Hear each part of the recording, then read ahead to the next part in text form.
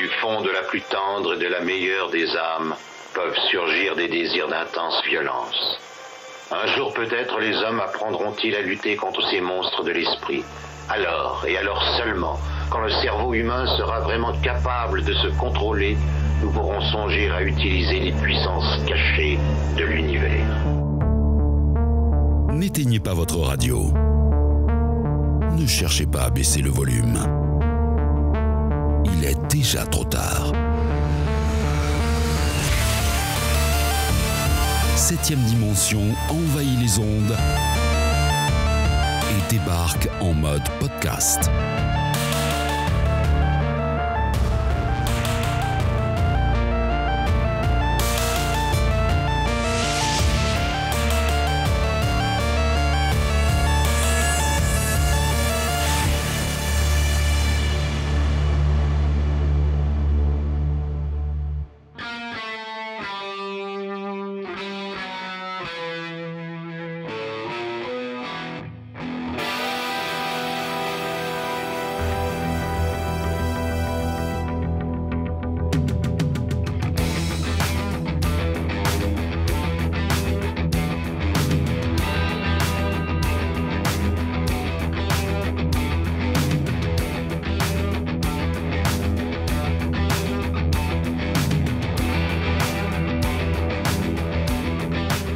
Et bienvenue dans ce nouvel épisode de 7ème Dimension, et ici, à 7ème Dimension, notre créneau à nous, bordel, c'est le cinéma de genre. Vous voyez, je tiens la tagline officielle de cette nouvelle cuvée de 7ème Dimension, cette cuvée 2024, et très rapidement, les épisodes s'enchaînent. Donc là, je pense que j'ai une bonne... On tient le bon bout, là. J'ai un bon déroulé pour 2024 et normalement, si tout va bien, on devra avoir un épisode à peu près toutes les quinzaines. Donc le rythme va être le suivant, je pense 3 vérifs et à chaque fois entrecoupé d'épisodes spécifiques comme vous l'avez eu sur la saga Mad Max. Et là, écoutez, en fait c'est ma fille qui m'a imposé cette vérif. Alors elle m'a pas mis un flingue sur la tempe pour en parler, mais c'est vrai que je l'ai élevée avec du John Carpenter. Et l'un de ses films fétiches, c'est Jack Burton, et quand je lui ai dit que je traiterais un peu plus de John Carpenter cette année dans 7ème Dimension, elle m'a dit « Mais pourquoi tu fais pas Jack Burton en premier ? Ça me ferait plaisir. » Et ben voilà, spédédicace est passé. Donc c'est pour elle, et c'est aussi pour vous, chers auditeurs, chères auditrices. Alors, effectivement, donc comme j'en ai pris l'habitude depuis pas longtemps, depuis le dernier épisode sur la saga Mad Max, je vais commencer, en fait, maintenant, chaque vérif, chaque épisode, par le côté un petit peu Madeleine de Proust de comment moi j'ai pu découvrir, en fait, cette œuvre, et peut-être que ça fera écho aussi à comment vous l'avez découvert à l'époque, et d'ailleurs, n'hésitez pas à me partager ce genre d'anecdotes en MP, ou même en commentaire, que ça soit sur les différentes plateformes à disposition, Deezer, Spotify, Apple Podcast, Google Podcast, Amazon Music, YouTube et les réseaux sociaux Instagram, X et Facebook. Et oui, parce que c'est quand même un truc de boomer, ces histoires-là. Donc on va pas se mentir, non je déconne, c'est pas un truc de boomer, c'est un truc de quadra. Donc, alors... les aventures de Jack Burton dans Les Griffes du Mandarin, parce que c'est comme ça qu'on l'a connu chez nous en France, donc il y a ce côté un petit peu d'inscrire l'œuvre, notamment dans le retitrage français, dans ce qu'on pourrait qualifier comme les aventuriers de l'Arche perdue, donc d'inscrire vraiment cette œuvre dans le côté aventure, et moi en fait je l'ai découvert non pas sur Canal+, mais plutôt sur M6, parce que Jack Burton, voilà, les aventures de Jack Burton, c'était, on va dire, multi-rediffusé sur M6, alors pas forcément dans les jeudis de l'angoisse, mais soit le jeudi avant forcément le programme des jeudis de l'angoisse, mais c'était du multi-rediffusé sur M6, et puis sur d'autres chaînes, mais surtout dans ma mémoire sur M6, et c'est vrai que très très rapidement, je me suis goinfré avec ce film, parce que, bon, ça on y reviendra sur la particularité, enfin on va y venir plutôt dans quelques minutes sur la particularité de cette œuvre de John Carpenter, qui n'appartient à aucun autre, et surtout qui est très difficile à classer, donc ça on en parlera aussi de ce côté atypique de ce film-là, mais en tout cas, ce film a fait les grandes heures d'M6, et très rapidement, époque de la VHS oblige, et avec mon petit télécassette en main, j'avais ma jaquette, et j'ai pu enregistrer, et à cette époque-là, ça j'en avais parlé, on en avait parlé avec Peterson dans l'épisode dédié à tout ce qui était l'époque des vidéoclubs, la VHS, et cet épisode s'appelle acheter des films c'est bien, voilà.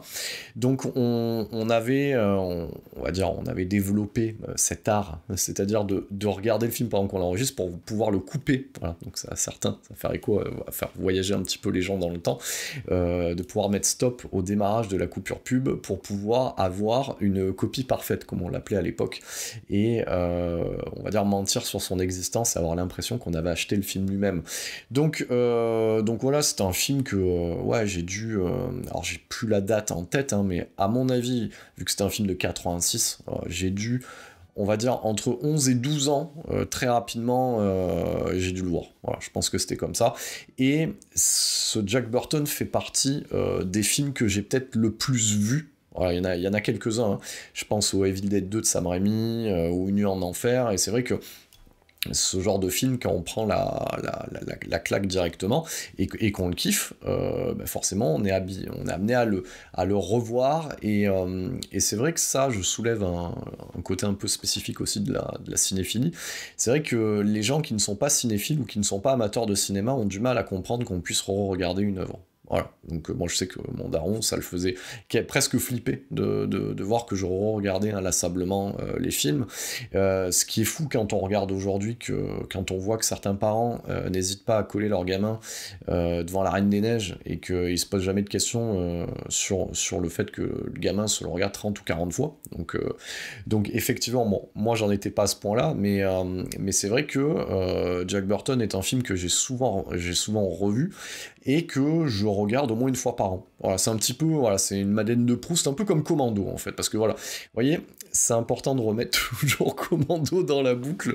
D'ailleurs, petite anecdote, j'enregistre, voilà, je vous raconte un peu ma vie, parce que c'est ça qui est bien en fait, c'est mettre un peu de vécu, un peu de perso dans ce podcast. C'est que là je reviens de chez mon barbier et on discutait, je sais plus de quoi on parlait, de conneries, et je lui disais que je lancerais bien, si on me filait du pognon, une comédie musicale, parce qu'on était parti dans le délire, il me parlait de comédie musicale, et je lui dis mais Commando est une comédie musicale. Je dis regarde ce que fait Schwarzenegger à la fin avec ses armes, c'est opératique, il y a presque une musique qui sort au travers des multiples armes qu'il utilise, et du coup je dis, si on me filait du pognon, je pense que je ferais Commando the Musical. Voilà, je vous soumets l'idée. Je pense que vous aussi, comme vous êtes des déviants, vous avez envie de voir cette pièce de théâtre à Broadway, Commando the Musical, et je lui ai même dit qui c'est que je prendrais en acteur principal. Je prendrais le fils illégitime d'Arnold Schwarzenegger qu'il a eu avec sa femme de ménage. Donc ça, c'est important de le citer. Donc vous sentez que ce podcast, il a à peine commencé, que ça devient n'importe quoi. Donc oui, donc c'est un film que je regarde souvent, et petite particularité de Jack Burton, et c'est vrai que là je peux citer Peterson aussi, parce que il l'appréhendait aussi de cette manière-là, et ben quand ça va pas, voilà, quand on a un moment dans notre vie, dans notre vie de tous les jours, quand ça va pas, et ben mettre Jack Burton, c'est comme c'est comme un pansement, c'est comme un médicament en fait. C'est typiquement ce genre de feel-good movie qui vous permet, l'espace de 90 minutes, de prendre du plaisir, de rigoler un bon coup, et de vous évader, parce que c'est un film qui convoque plein de choses. Voilà, et donc c'est pour ça que c'est un film que moi je qualifierais d'intemporel, et que je suis très content d'avoir transmis à ma fille, qui, j'ose espérer, le transmettra à ses enfants, et ainsi de suite. Et comme ça, quand John Carpenter passera de vie à trépas, il pourra nous regarder en haut des cieux et dire que la bonne parole est propagée. C'est beau, hein, un peu d'émotion dans ce podcast, hein. Ça fait pas de mal. Donc oui, effectivement, c'est un feel-good movie. Alors chacun et chacune en aura certains de ce type de film, mais c'est vrai que moi je peux le ranger aux côtés d'un Tango et Cash par exemple. Voilà, donc qui pareil, ce genre de film qui file la banane, et comme seuls les années 80 pouvaient nous en offrir. Donc on parlera aussi de cette particularité de ce film-là, qui n'appartient qu'à cette époque, parce que comme d'habitude, voilà, dans la tendance sociétaire dans laquelle on est, un film où on se permet quelques blagues sur les Asiatiques ne passeraient pas aujourd'hui, en fait. Voilà. Alors que c'est, on va dire que c'est fait dans le bon esprit, en fait. Voilà. Donc, effectivement, voilà, c'est un film à regarder en VF. Voilà. Ça fait encore partie de ces films-là où la VF est top. Voilà. Et honnêtement, je vais pas vous mentir, je l'ai jamais regardé en VO. Ça m'a jamais donné envie de le regarder en VO, parce que la VF est tellement mythique que j'aurais peur d'être déçu. Qu'est-ce que ça veut dire ? Et ça, j'y reviendrai quand j'attaquerai la saga Evil Dead. Un film comme le Evil Dead 3, Army of Darkness, forcément, quand on le regarde en VO, on se rend compte que le charme qui vient du film vient aussi de son doublage français, qui rajoute énormément de choses qui ne sont pas présents dans la bande-son d'origine, dans la bande-son originale. Donc effectivement, voilà. Pour ne pas être déçu, pour pas que le film, pour prendre une expression actuelle, il glow down, je préfère me le regarder dans le doublage français d'origine, et qui est top. Autre particularité aussi de cette vérif, je vais pas vérifier le master, la dernière version sortie en date, le Blu-ray édité par l'atelier d'images. Alors pourquoi ? Pas parce que j'aime pas l'atelier d'images, c'est parce que, comme je viens de vous le dire, Jack Burton, c'est un film que j'ai dû voir au moins une centaine de fois, donc ça veut dire que j'ai de multiples éditions. Donc je l'ai eu dans de multiples éditions en VHS, que ça soit la VHS que j'avais bricolée en enregistrant sur M6, ensuite les versions VHS achetées officielles, ensuite la version collector DVD, du coup éditée par 20th Century Fox, d'ailleurs que j'ai légué à ma fille, parce qu'il faut profiter de votre vivant pour léguer les choses à vos enfants, voilà. Donc oui, je vais pas léguer le Blu-ray, je vais léguer ce DVD collector, et ensuite j'avais récupéré une autre édition chez 20th Century Fox, qui est sortie un peu de temps avant l'atelier d'images. Donc Jack Burton est un film, en fait, qu'on peut facilement trouver, parce qu'il est aussi disponible sur les plateformes, notamment sur Disney+. Donc, et globalement, c'est un film où le master a toujours été super propre.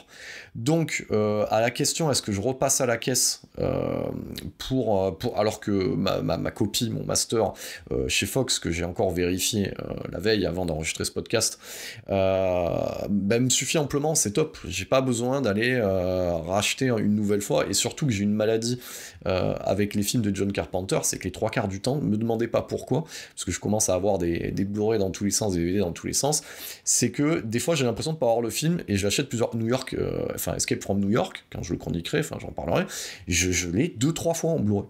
Et à chaque fois que je l'ai acheté, je me suis dit, putain merde, il y a une nouvelle version, je l'ai pas. Et en fait, je me rappelais plus que j'avais acheté la version précédente. Donc voilà, niveau investissement sur ce Big Trouble in Little China, donc son titre d'origine, ça va. Je pense que j'ai déjà surinvesti plus que de raison, donc c'est pour ça que ne m'en veuillez pas, cher éditeur français l'atelier d'images, mais voilà, moi les masters que j'ai me suffisent, et vous pourrez aussi me communiquer, de multiples manières, si il y a une grosse différence entre cette version, hormis le côté 4K bien entendu, mais c'est une grosse différence entre le master Blu-ray de l'atelier d'images et le master Blu-ray sorti précédemment par Fox, j'ai quand même un doute. Donc rentrons dans le vif du sujet. Alors bien entendu, à 7ème dimension, voilà, notre créneau à nous, c'est le cinéma de genre bordel, je la remets parce que je la dis super bien, voilà, c'est de l'autocongratulation. C'est surtout j'ai déjà attaqué depuis quelques années à traiter de chaque œuvre de John Carpenter, donc on va remettre cette vérif dans l'ordre, et comprendre comment on en arrive à Big Trouble in Little China dans la filmographie de John Carpenter. Alors John Carpenter, je ne l'ai pas encore chroniqué, ça ne saurait tarder, s'est pris un bide monumental avec The Thing, et il a dû faire amende honorable en tournant coup sur coup 2 films, donc le premier qui est une adaptation de Stephen King d'un roman à succès qui s'appelle Christine, voilà, et le deuxième surtout qui est une réponse à son The Thing, et surtout au film qui avait été plébiscité par le public américain et mondial, qui était E.T., donc il a fait Starman avec Jeff Bridges. Donc à partir de là, ces 2 films ont été rentables. Il n'avait pris qu'un seul bid dans sa carrière, donc les studios lui font à nouveau confiance et lui confient la coquette somme de 25 millions de dollars pour mettre en scène un script écrit à 6 mains, d'abord à 4 mains, puis révisé par un autre scénariste. Et l'ambition, parce qu'il faut remettre un petit peu les choses dans le contexte, c'est-à-dire que voilà, c'est un film atypique, mais c'est surtout que l'ambition du studio, c'est de concurrencer un autre film qui on va dire si on le regarde en surface, pourrait traiter du même sujet, qui est le Golden Child avec Eddie Murphy en tête d'affiche. Donc il faut que ce film concurrence ce film d'Eddie Murphy qui va sortir dans pas longtemps, et surtout il y a une volonté des studios, donc en cette époque 86, parce que n'oubliez pas que précédemment Spielberg et Lucas sont venus casser le game avec un nouveau héros qui est un aventurier qui est Indiana Jones, donc coup sur coup ils enchaînent les aventuriers de l'Arche perdue et Indiana Jones et le Temple maudit, donc il y a une tendance des studios à vouloir avoir en son sein leur propre héros d'aventure, voilà, et à consonance fantastique. Voilà le point de départ de pourquoi on a donné 25 millions de dollars à John Carpenter. Voilà. Donc, les studios se portent acquéreurs d'un script écrit par deux inconnus, Gary Goldman et David Weinstein. Donc, ce Weinstein, à ne pas te confondre avec le gros libidineux Weinstein de Miramax, bien entendu. Et on leur achète le script et alors, une bouchée de pain. On leur donne pas les moyens, voilà, de pouvoir réécrire une nouvelle version. Et on confie le bébé à un scénariste émérite de l'époque, qui est W.D. Richter, donc pour Walter Dutch Richter, voilà, comme ça je vous donne un petit peu le nom complet, parce qu'il apparaît souvent comme W.D. Richter, qui est déjà à l'origine des scripts du Body Snatchers de Kaufman, donc de Philip Kaufman, donc l'étoffe des héros, du Dracula de John Badham, avec Frank Langella en Dracula, ça mérite d'être vu quand même, juste pour la gueule de Frank Langella en Dracula, et qui signera plus tard le Bazar de l'épouvante, voilà. Énième adaptation de Stephen King, et très très bonne adaptation d'ailleurs au passage, donc avec un Max von Sydow dans le rôle du diable, quasiment, voilà, qui s'installe dans une petite ville. Excellent bouquin, excellente adaptation, et réalisé par Fraser C. Heston, donc qui est le fils de Charlton Heston, qui n'a pas fait non plus 36 000 films. Ce qui est très drôle avec les adaptations de Stephen King, c'est qu'on a des petits miracles souvent qui sont des one-shots. C'est un petit peu comme Marie Lambert qui avait fait Cimetière, même si elle fait 2-3 films derrière, il n'y aura plus rien de significatif. Donc c'est un petit peu, si on devait faire un comparatif avec Un jour un destin, c'est un peu un livre en film, quelque part, dans ce cas-là. Mais c'est aussi, et c'est ça qu'il faut garder en tête, le réalisateur et scénariste fou derrière Bucaro Banzai, à travers les aventures de Bucaro Banzai en version française, à travers la 8e dimension. Donc, film qui précède les aventures de Jack Burton, et autant vous dire que ce film-là est un ovni cinématographique, déjà chroniqué dans nos pages du magazine papier 7e dimension, donc du feu magazine papier. Et moi, j'ai jamais compris comment ils ont pu donner de l'argent à ce mec-là, après le beat qu'avait été ce film-là et le côté inclassable. Fallait pas s'attendre à obtenir autre chose qu'une espèce de dérivé, qu'une espèce de frère jumeau de Bucaro Banzai. Donc Bucaro Banzai, je m'en occuperai aussi, j'ai un master que j'ai récupéré d'un éditeur français qui dort sur mon étagère depuis des années. Alors il est plus sous blister, mais il va falloir que je m'y colle. Donc effectivement, quand on a le mec de Bucaro Banzai au scénario, faut pas s'attendre, faut pas s'attendre à ce qu'on ait quelque chose de classique, mais par contre, on va avoir quelque chose de très dynamique et du coup qui va être quasiment inclassable. Voilà pour le point de départ de cette histoire, à savoir que le scénario d'origine était un pur western et qu'il y avait une volonté à la base de mélanger le côté mystère de l'Ouest avec tout le côté cinéma fantastique, folklore fantastique chinois, avec le côté western. Donc les studios n'en étant pas satisfaits mais voyant le potentiel, Walter Dutch Richter, lui, tout son travail repose sur le fait d'ancrer cela dans le contexte de l'époque, dans le réel, dans le présent. Voilà pourquoi on raccroche les wagons avec Chinatown, on travaille sur quelque chose qui va se passer vraiment en sous-sol, etc.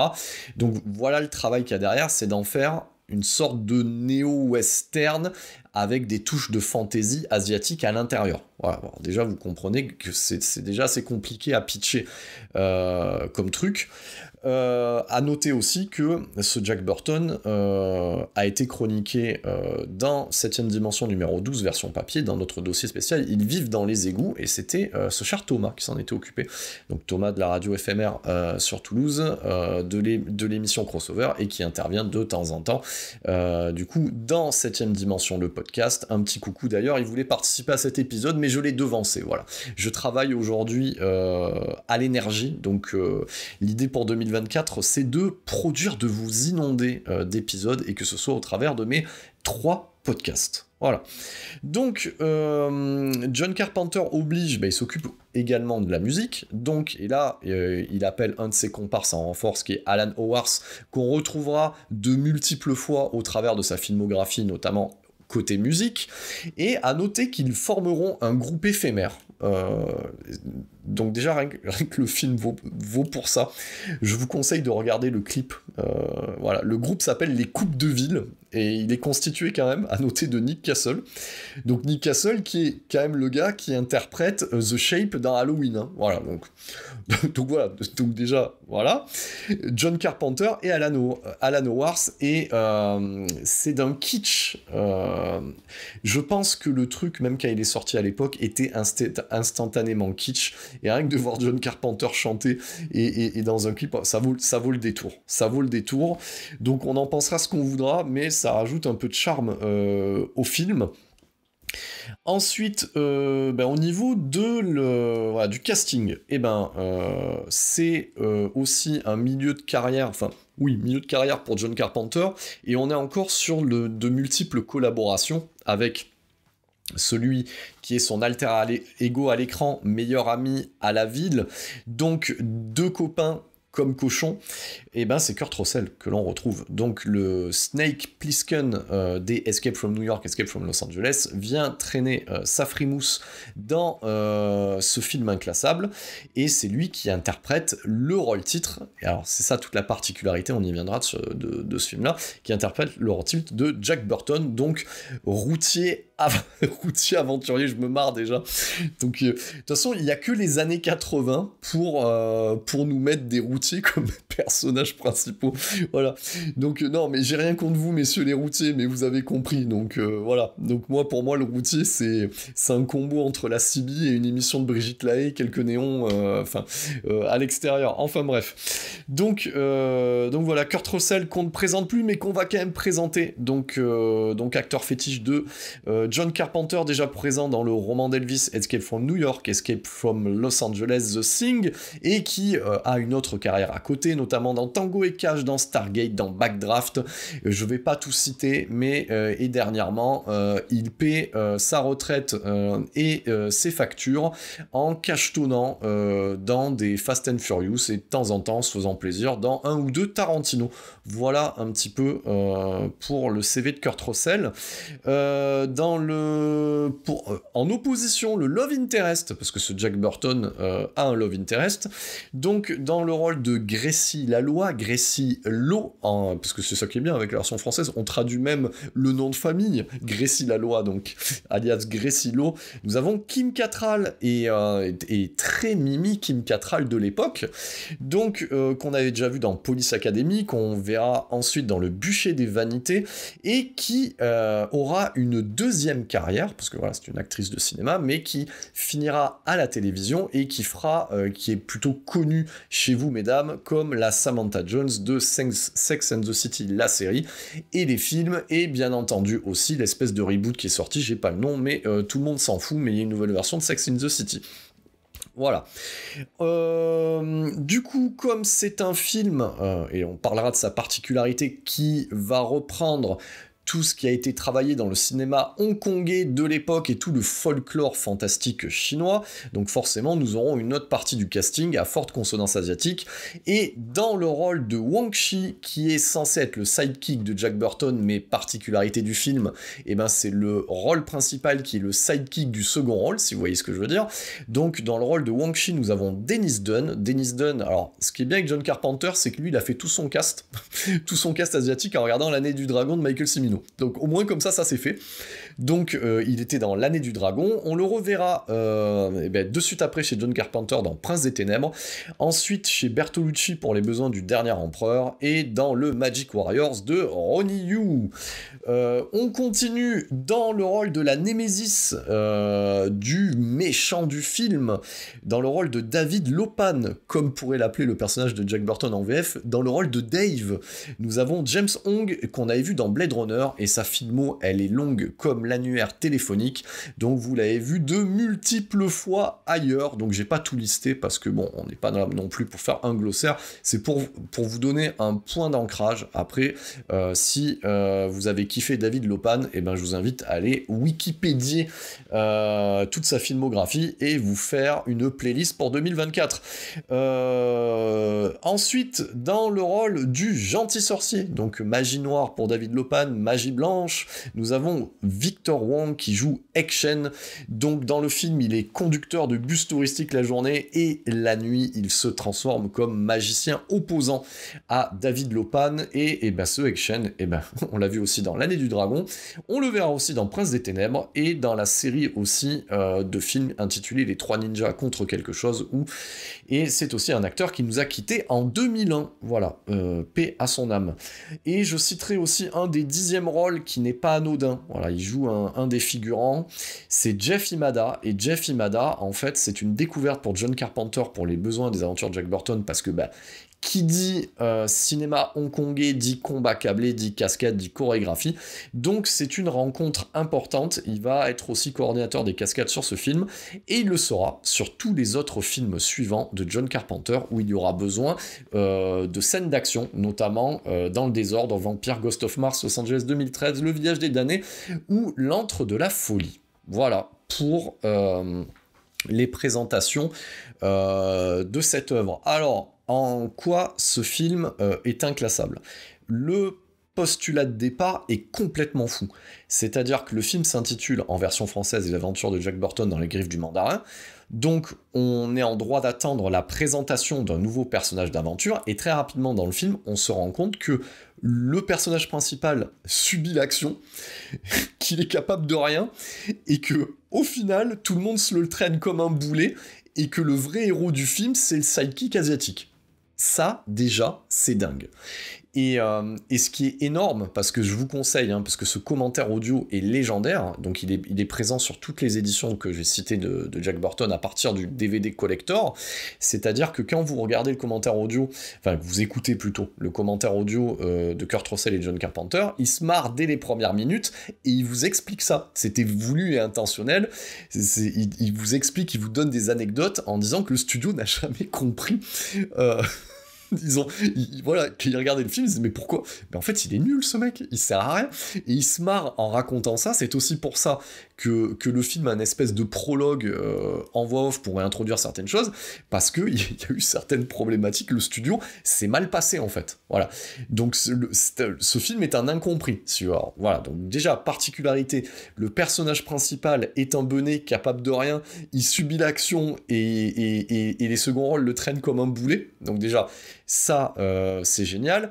Deuxième particularité du film aussi, c'est une espèce de mariage heureux, espèce de fusion, un truc, j'ai envie de vous dire, c'est un petit peu comme certains plats, c'est un peu comme un terre-mer, si vous voyez ce que je veux dire, si on faisait un comparatif avec la gastronomie, c'est-à-dire que on y retrouve dans le côté progression du récit, dans certains codes, le côté western, dans lequel on va ajouter, donc plutôt western, néo-western, dans lequel on va ajouter du combat câblé importé de Hong Kong. À noter que c'était une première. Voilà. Et comme le veut l'adage, nul n'est prophète en son pays, c'est aussi la raison de l'échec de ce film-là. Le public était pas prêt. Donc c'est-à-dire que quand John Carpenter se lance dans les aventures de Jack Burton, et même quand Walter Dutch Richter refond le scénario derrière, ils ont en tête le travail notamment de John Woo, mais surtout de Tsui Hark, sur Zou, les guerriers de la montagne magique. Et le but, c'est d'importer ce type de combat câblé, voilà, donc virevoltant dans tous les sens, avec ce côté folklore chinois qui amène, voilà, c'est vraiment un genre fantastique en Asie que ne connaît pas le public américain. Donc il décide d'introduire ça dans le film, et c'est pour ça aussi que c'est malin d'avoir fait de Jack Burton le sidekick, au final, parce que c'est notre prisme, c'est-à-dire que lui ne comprend rien, et nous non plus. Donc du coup, on est comme lui, et on prend tout dans la gueule. Donc c'était assez malin de la jouer comme ça. Par contre, c'était précurseur, donc ça veut dire aussi que ça explique le beat derrière. Donc, gardez en tête aussi que, pour certaines personnes, notamment je pense aux plus jeunes de mes auditeurs, de mes auditrices, pour eux, le combat câblé, c'est un fait. Donc c'est-à-dire que du combat câblé, on en a dans tout ce qui va être le Marvel Cinematic Universe, tous les films de super-héros, c'est du combat câblé. Parce que ça a été permis grâce au Sir Wachowski, au travail sur Matrix. Mais Matrix et Tigre et Dragon, pour citer le film de Ang Lee, n'existent au début des années 2000 que grâce, parce qu'il faut payer son tribut quelque part, au travail de précurseur, au travail de fond, qu'a fait John Carpenter avec Big Trouble in Little China. Voilà la raison intrinsèque de cette incompréhension à l'époque. Donc le film a été très mal vendu, et il y avait trop de choses à l'intérieur. Voilà, c'est dommage, hein. Alors, pourquoi ce film, on peut dire que c'est un film, un feel-good movie, et qu'il est atypique. Alors, déjà, c'est un feel-good movie parce que l'action est décontractée. Donc, c'est-à-dire qu'on a une certaine... Donc, quels que soient les enjeux, c'est quand même des enjeux, il y a une certaine forme de second degré à l'intérieur, où on prend un petit peu tout ce qui se passe à la décontraction et à la rigolade. Voilà. Ce qui fait que le film, même si il va y avoir des coups de feu, des morts, il y a quand même ce côté où on est toujours à la limite de la comédie, voire de la parodie.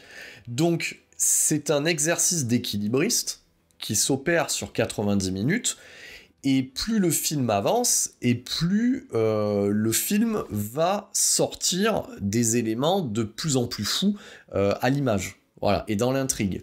Et il faut le voir comme ça. Je pense que si on accepte, et c'est ça aussi la force et la faiblesse du film, il faut pouvoir accepter le postulat dès le départ. Si on l'accepte, tout ce qui suit derrière ne sera que de la plus-value, que du bonus. Si on fait un rejet dès le départ, bon, on regardera pas la suite. Voilà, parce qu'on va regarder ça, on va dire, bon, c'est une connerie. Donc c'est à double tranchant. Voilà, et c'est pour ça aussi que je pense que ce film était en avance sur son temps, et c'est la raison pour laquelle il s'est cassé la gueule. Alors qu'est-ce que raconte le film ? Alors le film, parce que oui, c'est toujours la même histoire, parce que moi je peux déblatérer pendant des heures dans ce micro, l'idée c'est aussi de comprendre qu'est-ce que raconte le film. Donc le film raconte, suit une journée type du chauffeur, voilà, du chauffeur alimentaire, hein, parce que c'est ça, c'est un chauffeur poids lourd qui convie du porc, hein, c'est marqué sur de la viande, hein, de la viande de porc, c'est marqué sur sur son camion avec un joli logo flingué, voilà. Donc on suit le quotidien de ce chauffeur qui vient livrer en fait des clients asiatiques, voilà, tout bêtement, voilà, qui vient livrer des restaurants. Donc très rapidement, dès les premières minutes du film, on suit donc ce chauffeur-là, qui est équipé comme à l'époque, hein. Comme quand je vous ai dit que le cliché du routier c'est la CB, ben c'est un peu ça. Et c'est ce que je me suis dit quand j'ai regardé quand j'ai revu ce film-là aujourd'hui, je me suis dit putain de merde. En fait, j'étais en train de me dire qu'il raconte que de la merde dans sa CB, et j'étais en train de me dire, est-ce que c'est pas un peu ce que je fais dans le micro ?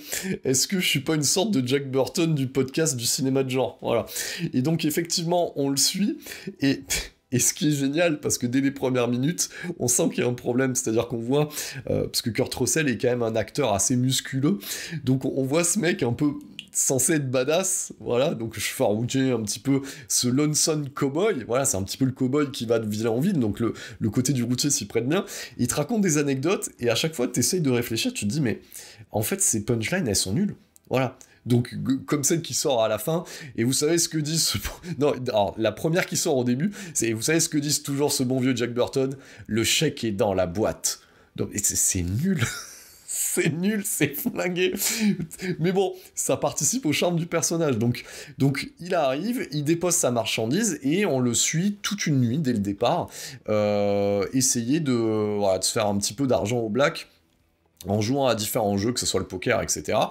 Et il y joue en fait avec ce qu'on comprendra être, parce que nous on rentre dans le film in medias res, son meilleur ami Wong, voilà, qui tient un restaurant, et donc le point de départ du film, c'est que Wong lui fait un pari sur qui tout double de péter une bouteille avec une machette.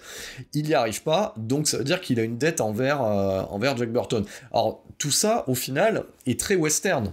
Tout ce postulat-là, c'est très western, parce que si on regarde le western originel, on va dire le western classique américain de War Dogs, etc., c'est beaucoup aussi des jeux d'argent dans un bar, etc., et à partir de là, on vient une dette, une rançon, on a tout ce côté-là qui est très western et qui est très bien amené par le scénariste et par Carpenter. Donc, très rapidement, à partir de ce moment-là, de cette dette-là, le personnage de Jack Burton se fait embarquer dans une intrigue qu'il ne maîtrise pas, et on est, comme Jack Burton, le spectateur aussi est embarqué dans ce côté virevoltant, voilà, donc ça va dans tous les sens. Donc le personnage de Wong l'informe qu'il va lui payer sa dette, mais que d'abord il doit aller chercher sa petite amie à l'aéroport, petite amie, parce que c'est un mariage traditionnel, voilà, ils ne se sont jamais vus, donc il va la chercher à l'aéroport, c'est une chinoise aux yeux verts, et quand on arrive à l'aéroport, très rapidement, les personnages se mettent en place. Donc Jack Burton va rencontrer le personnage de Gracie Lowe, incarné par Kim Cattrall, qui elle est venue chercher une autre jeune fille asiatique, et hasard des enjeux et coïncidences, un groupe, alors ils sont présentés comme des punks, voilà, bon, après vous faut voir l'accouplement est très drôle, moi ça m'a toujours fait, tu sais, on est dans le pré-Akira au niveau de ce côté-là, donc on a une espèce de gang de crapules asiatiques, et ben qui enlève très rapidement la fameuse Miao Yin, voilà, parce que vous entendrez ce terme-là en français, Miao Yin, mais où es-tu, Miao? Et alors c'est pas raciste, hein, ce que je fais, mais parce que c'est typiquement dit comme ça dans le film, qui se fait enlever par ce gang-là. Donc Jack Burton et Wong laissent le personnage de Gracie Lowe qui vaque à ses occupations ailleurs pour aller poursuivre ce gang-là. Le camion emprunte une ruelle, et là, bim, on tombe dans le film de sabre et d'épée asiatique classique, voilà, mais que le public américain n'avait jamais vu, donc voilà, Jack Burton est le point d'ancrage. Les deux sont dans le camion, et on voit, typiquement comme dans un Sentai, les forces jaunes affronter les forces rouges, voilà, donc intelligence aussi du réalisateur d'avoir séparé par couleur. Vous allez dire, c'est peut-être un petit peu basique, mais c'est en même temps ce que fait aussi Christopher Nolan dans Tenet, hein, pour expliquer son principe, hein, avec les couleurs bleues et rouges, hein, marche avant, marche arrière. Donc, et très rapidement, le fantastique intervient, on y voit des combats typiques. Pour ceux qui n'avaient jamais vu ce type de combat-là, ben voilà, c'est très cut. Après, John Carpenter n'est pas connu non plus pour ses caméras virevoltantes. Donc on va dire que la nervosité de l'action passe par la chorégraphie à l'écran et surtout par le cut au montage. Voilà. Alors là, du coup, le travail de Jeff Imada peut... alors aujourd'hui, avec tout ce que vous avez vu, les Tyler Rake, les John Wick, etc., ça peut sembler basique. En même temps, la seule différence, c'est que pour les exemples contemporains que j'ai cités, c'est le travail de mise en scène. Après, en termes de Corée, ils font ni plus ni moins. Voilà, donc voilà.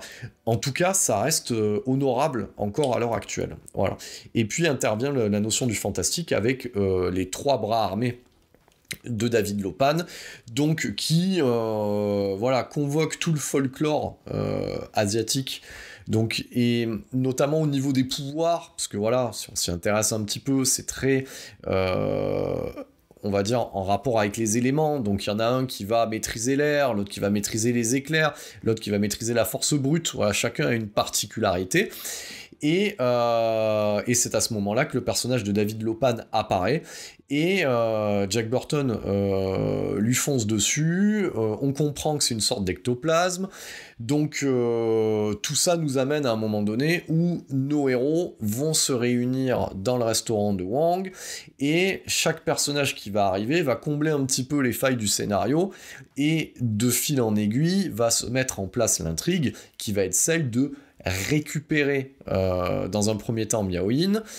Ensuite, le personnage de Kim Cattrall va se faire enlever, pourquoi elle se fait enlever et pourquoi Miao-Yin se fait enlever, c'est que selon la légende, le personnage en fait maléfique de David Lopan est prisonnier d'un corps sénile, et pour retrouver sa splendeur et sa jeunesse, il doit offrir du coup en sacrifice, d'abord se marier, mais ensuite offrir en sacrifice une femme aux yeux verts. Voilà.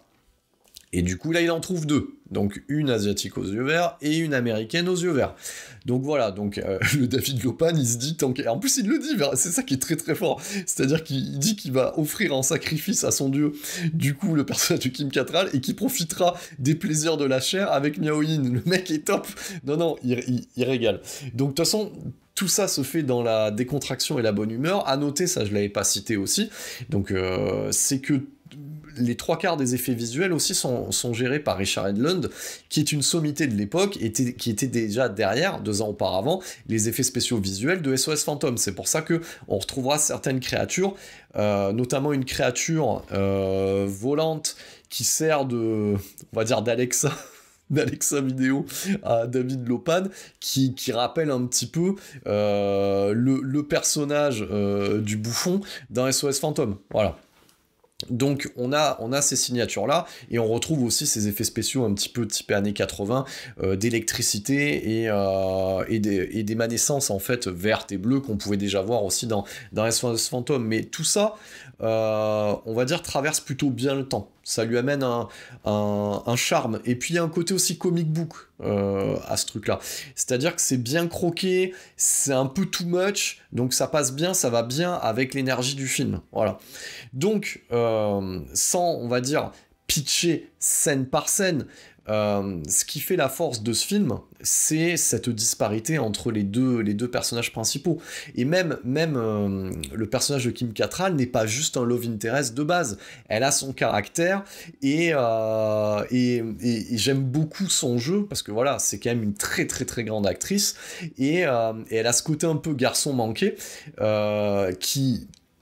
Tous les acteurs et tous les personnages se mélangent plutôt bien dans cette sauce qui apparemment n'aurait pas prise si on l'avait mis dans une casserole, mais là ça fonctionne plutôt bien. Donc ce qui me plaît, en tout cas moi, ce qui me fait marrer et ce qui m'éclate dans ce film là, c'est le jeu de Kurt Russell. Kurt Russell est incroyable en benet, et il le joue vraiment sur une nuance où il y a vraiment ce mince filet où donc le personnage croit, on va dire, Jack Burton croit être au top du top, et quand il comprend qu'il n'est pas au niveau, on le voit dans ses yeux, et c'est ça que toute la force du jeu d'acteur de Kurt Russell. Donc il est en train de toucher du doigt que c'est quand même un gros naze, mais il se trouve des excuses. Il y a cette mince nuance qu'on voit dans le jeu, et ça à mourir de rire. Moi je pense à certains passages, mais je pourrais tous les citer tellement c'est top. Donc je pense à certaines punchlines, mais certains passages, notamment quand et c'est pour ça que ce film doit aussi énormément au comique de situation mis en place, parce que voilà, Carpenter connaît ses classiques qu'on pouvait voir chez Buster Keaton, c'est-à-dire que quand on voit le personnage grimé en espèce d'homme du quotidien avec ses lunettes et sa mèche sur le côté pour aller infiltrer une espèce de maison close pour trouver Miao-Yin, t'as d'autres personnages qui disent qu'ils ont un homme sûr dans les lieux pour mener l'enquête, et là t'as un plan sur lui avec ses lunettes et son sourire. Non, il est énorme, et c'est là que le visage un peu poupin et ce côté un peu musculeux, un peu too much sorti de la salle fait le taf pour Kurt Russell. Donc on a vraiment le personnage de Tango et Cash dans un film d'action fantastique, et ça marche super bien, et le personnage ne se remet en question mais jamais en fait. Et c'est ça qui est top. Et aussi, et c'est ça toute la roublardise, parce que c'est un personnage roublard qui pourrait sortir d'un serial, et c'est-à-dire que chaque occasion lui est profitable. Et c'est-à-dire que, pour vous montrer, tellement c'est génial, c'est-à-dire que les enjeux du film, c'est quoi ? C'est-à-dire qu'on va avoir 2 femmes qui sont enlevées, dont une qui va être sacrifiée. Donc on a un personnage qui va... Sa femme s'est fait kidnapper, il la reverra plus, elle risque la mort, Et lui, le personnage de Jack Burton, tu l'entends en arrière-plan dire c'est bien beau tout ça, mais moi j'aimerais récupérer mon camion, parce qu'on lui vole son camion en cours de route. Donc le mec, sa préoccupation première, c'est récupérer son argent que lui doit Wong et son camion. Voilà, donc c'est génial. Et toute occasion est bonne pour être au niveau zéro de l'humanité. Donc à un moment donné, tous les personnages s'échappent par les égouts, donc il y a ce moment où ils nagent tous, et il est venu quand même, par la force des choses, sauver le personnage de Gracie. Et elle le cherche. Et quand elle soulève, parce qu'ils sont dans un tunnel sous l'eau, voilà, chacun passe, et à chaque fois elle demande où est la personne précédente, et elle s'inquiète pour Jack Burton. Et à un moment donné, il sort de l'eau comme ça, et il la regarde, et très rapidement il l'embrasse, mais juste pour vérifier s'il n'était pas en train de rêver. Donc voilà, il se trouve toujours une excuse, donc il arrive à lui voler un baiser, et très rapidement, juste après, il essaye de négocier un petit plan dans un coin avec elle, et elle le gifle en le traitant de porc, et c'est effectivement ce qu'il est. Donc le personnage, c'est une version, donc autant Snake Plissken, quand on le voit dans Escape from New York, ce qui l'intéresse, c'est la minute suivante, en termes de survie. Jack Burton, c'est pareil, mais pour la pantalonnade et la gaudriole et le plaisir de la chair. Voilà, donc Jack Burton, c'est en fait le bof américain par excellence, et c'est génial. Et on peut comprendre aussi que le public américain de l'époque n'ait pas apprécié cette espèce de mise en abîme, parce que au final, Jack Burton, sa tête d'ahuri face à ce qui se passe où il comprend rien, c'est un petit peu, on va dire, l'américain moyen qui comprend rien en fait à une culture qui lui est étrangère. C'est un petit peu ça aussi le message, parce que malgré les couches et les couches de gaudriole, c'est quand même loin d'être con. Il y a quand même des choses à l'intérieur, et ça reste du John Carpenter, donc c'est jamais gratos. Voilà, c'est ça qu'il faut comprendre. Donc, tout ça, voilà, le personnage de Jack Burton est juste génial, donc... Et il y a des missiles en termes de punchline, c'est juste magique. C'est-à-dire que quand il essaye de comprendre ce qui se passe, le personnage de Wong, il demande, vas-y, explique-moi ce qui se passe. Le personnage de Wong, il fait non, mais il faudrait remonter, non, mais ça va être long. Il fait non, mais t'inquiète. Il me dit, vas-y, continue. J'ai l'impression que mes yeux sont en train de se brider. Il envoie des pépites et des missiles, mais c'est énorme. C'est énorme. Donc, le personnage d'Action, quand à un moment donné... il sert une potion magique, tout ça. Donc l'autre, il écoute, ça fait trop d'infos. Et il lui parle de ses pouvoirs avec les 4 vents et tout ça. Et l'autre, il le regarde, il fait oui, enfin, en gros, ton sac, c'est le sac à malice chinois, quoi. Le mec est génial. Il est génial, mais moi, ma scène préférée, mais de toutes, hein, vraiment, alors, je sais pas pour vous, hein, vous pouvez me le partager, mais ma scène préférée reste encore cette scène où il vient de rouler une grosse pelle à Kim Cattrall et il va affronter seul David Lopan avec son Marcel et ses bottes, espèce de bottes par-dessus le jean de bof de cow-boy, avec son Marcel, il a son couteau à la main et en fait il a du rouge à lèvres sur la gueule, il le sait pas et il essaye d'envoyer une phrase un peu culte, tu sais, genre, et il est là, il fait comme le dit toujours Jack Burton, et là t'as un des sbires qui fait « Qui ?» Et il regarde « Moi !» et il sort une phrase de merde. Et du coup, il jette la lame sous les yeux de son love interest. Hein. Il jette la lame genre en mode... et puis fait un loupé, ça tape derrière. T'as le méchant qui tient du coup Miao Yin, et tout le monde met un blanc et regarde ce qui vient de se passer. Et lui, il lève les yeux au ciel. Et même sa meuf, elle regarde et se dit « Mon Dieu, mais c'est quoi ce débile ?» Et justement, le personnage de David... Excusez-moi, je me marre parce que ce film est juste incroyable. Et le personnage de David Lopan le regarde, il fait « C'est une bonne lame, monsieur Burton. » Et il lui jette, il la reprend, et là il fait « C'est bon, il touche sa mire. » Et c'est comme ça qu'il tue le big méchant. C'est génial. Sous les yeux d'un des sbires qui, lui... faisait des exercices de respiration façon animale, et tellement il est en colère de voir que son patron est mort, et ben qu'il se gonfle et qu'il explose de colère. Voilà, c'est génial. Mais ça, c'est juste un exemple. Voilà, et je vous épargne aussi ces moments où ça virevolte dans tous les sens. Non, le film, voilà, comme je vous dis, moi, genre, là, de vous expliquer ça, j'en pleure, mais le personnage est génial. Une autre punchline aussi, parce que, en fait, le personnage de Jack Burton, il a toujours pas intégré que le Lopan qu'il a vu jeune est une émanation, voilà, c'est un esprit, et que le vieux sur le fauteuil roulant, le vieux et l'émanation sont la même personne. Et à un moment donné, il est là, et il dit à Wong, il dit... Je sais plus comment il lui sort ça. Il dit « Oui, mais au moins on peut le toucher, c'est réel, et à partir de là, on sait où on va. » Voilà. Donc le mec est génial. Donc voilà, le film, c'est 90 minutes, il y a pas un temps mort. On s'ennuie pas une seule seconde. C'est-à-dire que dès qu'il y a un moment où les personnages sont en train de réfléchir à quelque chose, il arrive de nouveau quelque chose, ils repartent dans une autre direction, c'est mené tambour battant, et c'est un tour de force. Voilà. Et je pense que c'est lié aussi à sa durée, qui est celle de 90 minutes. Voilà, 95 minutes exactement.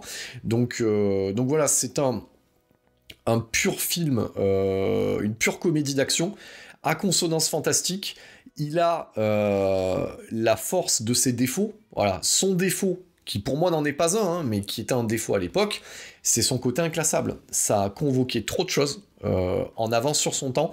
Les gens n'étaient pas prêts à avoir ce niveau de conscience sur le genre et d'accepter que ce jeu sur le côté sidekick, c'est-à-dire de faire du personnage principal le sidekick du sidekick, donc les gens n'étaient pas prêts pour ça en fait. Mais du coup, c'est ce qui fait le charme de ce film-là, et on va pas se mentir aussi, il n'y a pas un film comme Jack Burton, c'est le seul dans sa catégorie à être comme ça. Le seul film auquel on pourrait le comparer est l'autre œuvre de W.D. Richter, qui est Buckaroo Banzai, mais c'est moins fandard. Parce que Buckaroo Banzai, tout le monde est dans un sérieux papal du début à la fin. C'est pour ça que Buckaroo Banzai, il faudra que je le traite aussi, quand vous le regardez, voilà, vous pourriez vous dire, mais en fait c'est un AV. C'est-à-dire c'est pas fait exprès. Mais c'est fait exprès. Donc il y a ce côté-là qui est très compliqué sur Buckaroo Banzai, alors que Jack Burton, dès le départ, les curseurs sont mis en mode déconnade, et du coup, ça passe. Voilà, on a compris que de toute manière, ce qui allait se passer, que les personnages ne risquaient trop rien, et qu'il fallait accepter le voyage. Voilà. Et j'aurais envie de vous faire de reprendre un adage aussi célèbre, hein, qui est, au final, c'est pas tant la destination qui est importante, c'est le voyage. Et ce film, en tout cas pour moi, en ce qui me concerne, Jack Burton a ce pouvoir-là, c'est-à-dire que je peux il y a pas beaucoup de films que je peux regarder régulièrement et qui va pas me lasser, où je vais pas regarder mon téléphone, où je vais pas faire autre chose. C'est-à-dire que Jack Burton, c'est un incontournable. Il est cet album de musique qui est un classique et qui peut se réécouter et réécouter à chaque fois, et qui ne perd pas de sa force. Voilà. Donc, c'est un film culte instantané, de par sa particularité, de par les effets, de par aussi l'interprétation, et de par son côté iconoclaste. Voilà. C'est un classique, un film culte instantané. Malheureusement, ça ne trouve pas son public en salle, et c'est à partir de là aussi que, malheureusement, John Carpenter en prendra l'habitude, ça trouvera son public, mais dans le temps, c'est-à-dire au travers des sorties vidéo en vidéoclub, et maintenant, aujourd'hui, sur le marché physique et sur les plateformes de VOD. C'est pas pour rien que c'est un film, quand même, qui se regarde sur Disney+. Voilà. Donc, pour les nouvelles générations, c'est la marque des grands films aussi. Voilà, ça traverse les époques. Donc, moi, je suis quand même bien content de le posséder plutôt en format physique, parce que avec ce qu'on font les plateformes, parce qu'il faut pas se leurrer, hein, c'est aussi un film de daron, hein, donc t'as quand même de temps en temps, hein, on en profite pour avoir un petit peu des concours de t-shirts mouillés et quelques plans de fesses bien sentis par tonton Carpenter. Donc voilà, je ne sais pas si ce film survivra à l'époque Kiss dans laquelle on est. du moins dans l'état où il est, mais en tout cas, cette année, à 7ème dimension, eh ben, on s'attaque aux incontournables, voilà, il est temps aussi de traiter de ces films-là. C'est un plaisir de le partager avec vous, et j'espère que c'est un plaisir pour vous de m'écouter en parler, que ça vous a donné une autre lecture sur le film. Vous avez vu, je suis quand même pas rentré dans tous les détails, parce que je pourrais faire un podcast de 2 heures là-dessus. Je sais pas si ça a un intérêt on va dire, de soulever chaque détail. Vous avez compris que c'est un plaisir, ce film-là, à regarder, et je veux pas trop non plus déflorer certaines choses pour ceux qui découvriraient ce film-là grâce à ce podcast, hein. Voilà, donc il y a aussi ça, cette idée, hein, de taper aussi un côté multigénérationnel. Ce qu'on peut noter pour remettre un petit peu ça dans la filmographie de John Carpenter, donc c'est le 2e flop de sa carrière, et c'est le flop terminal. Qu'est-ce que ça veut dire ? Ça veut dire que à partir de ce film-là, Carpenter perd sa foi dans les studios et s'oriente vers une suite de carrière en tant que cinéaste maverick indépendant, avec de faibles budgets pour mieux les maîtriser. Voilà. Donc, c'est un flop. Le film rapporte 11 millions de dollars pour une mise de 25, et je vous épargne les budgets, on va dire, promotionnels, les budgets com et ainsi de suite. Donc, c'est un four, ça perd de l'argent, ça n'en gagne pas. Donc, à partir de là, très rapidement, parce qu'il aurait pu se passer une traversée du désert pour John Carpenter, très rapidement, John Carpenter signe un contrat de 3 films avec Live Films. Et le premier à émerger, c'est l'année suivante, c'est Prince of Darkness, alias Prince des Ténèbres, donc qui reprendra certains acteurs de ce Jack Burton, notamment du coup Dennis Dunn et Victor Wong, voilà. Et d'autres, voilà, j'en parlerai, hein, de ce Prince des Ténèbres, hein, qui est aussi un chef-d'œuvre, voilà, on va pas se mentir à ce niveau-là. Donc voilà, il signe un contrat de plusieurs films pour des budgets d'1 million de dollars, notamment ce Prince des Ténèbres, et aussi celui qui viendra ensuite, qui est un autre chef-d'œuvre aussi, qui est connu par chez nous sous le nom de Invasion Los Angeles, et en version originale, Zélive.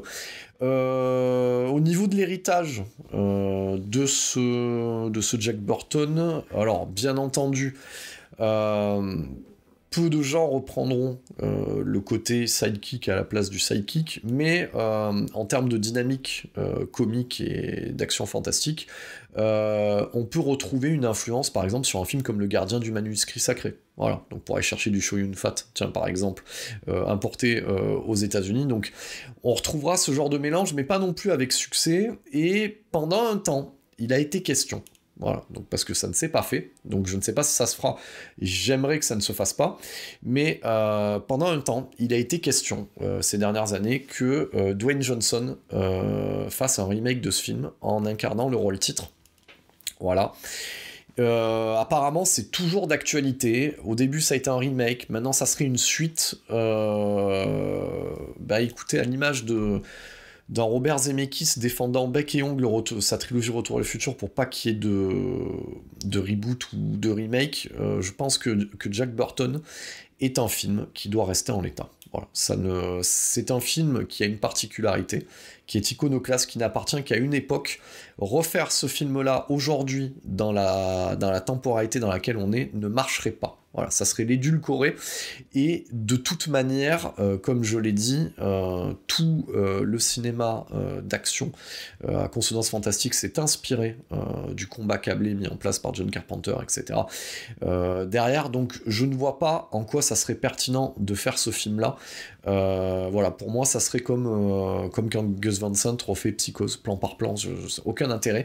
Donc laissez ce film là où il est, et d'ailleurs les derniers remakes des films de John Carpenter devraient leur servir de leçon, notamment je pense cette espèce de chose qu'on appelle la chose, cette espèce de préquel remake de The Thing, ou même le Fog qui est sorti dernièrement, voilà, qui sont pas des films qui ont déjà d'une apporté quelque chose au matériau d'origine, et de deux fait de l'argent. Donc voilà, laissez ces films là où ils sont.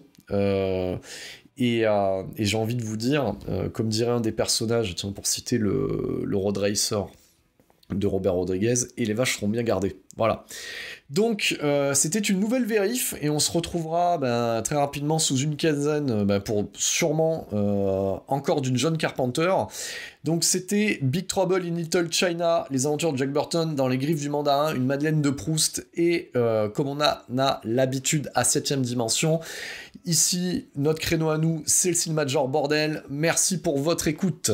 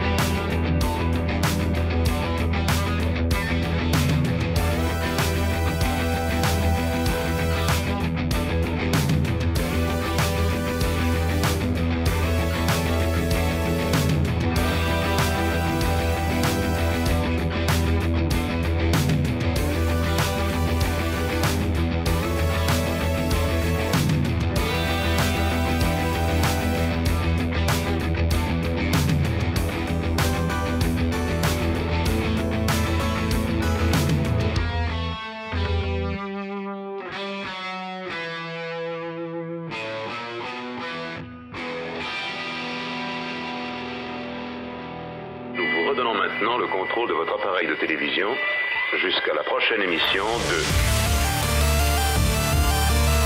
7ème dimension en mode podcast.